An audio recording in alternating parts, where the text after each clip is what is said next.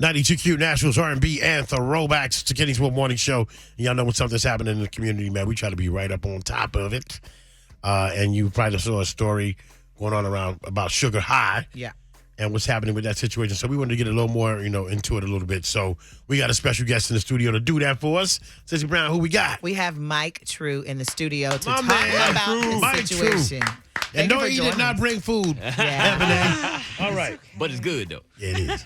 Thank you for joining us. How you doing? Appreciate it. Get up on the mic.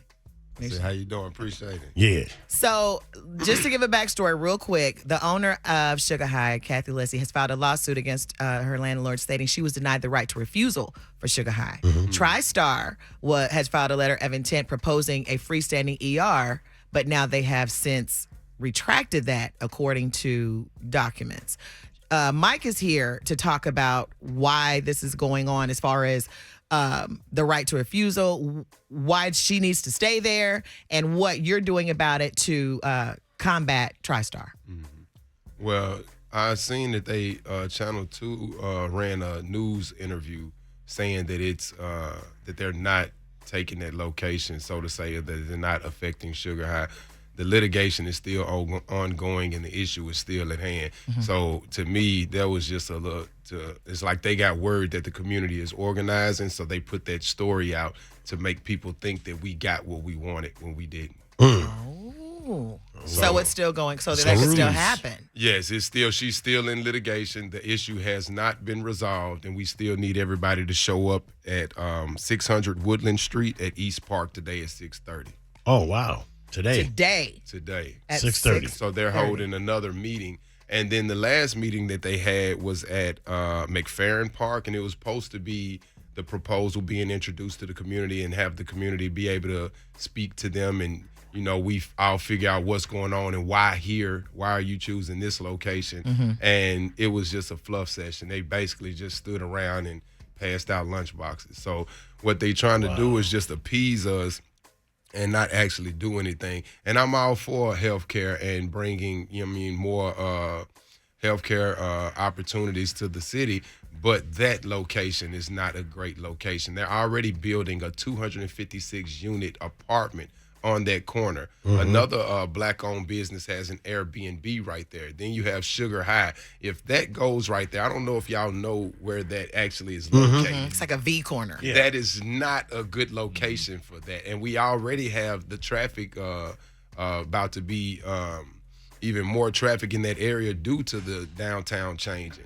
So what would that look like with a fully functioning ER right there by a 256-unit apartment that's about to go up? So, and then ambulances, think if you're paying $2,000, $3,000 to live in these $500,000 condos, then you don't want to hear ambulances all day and night. So I think it's more just a move of them trying to get close to what they call the lower banks, the lower East Bank, and with the new Oracle. They just want to be a part of the new growing, because that area is going to change dramatically. Do you think it's purposely Shugga High because it's a black-owned business?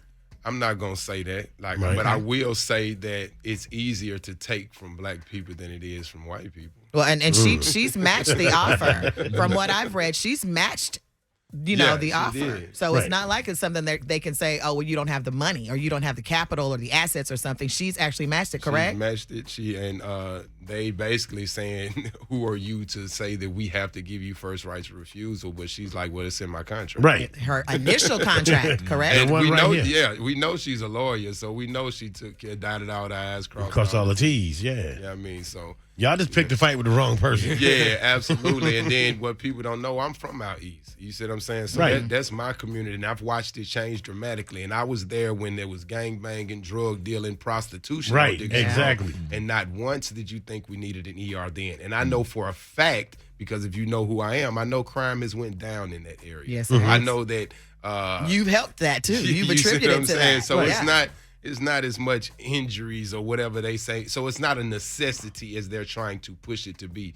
It could possibly be one in another area. Yeah. There's parts of parts of Nashville that are underserved when you talk about that. And if we talk about what needs to go there, it's a food desert. there's nowhere to go get food at right there. Yeah, that's not. You see what I'm saying? Yeah. So had they been talking about building something that would bring value to the community, we probably have a different conversation. But y'all talking about removing already established businesses who came to a community that was dead.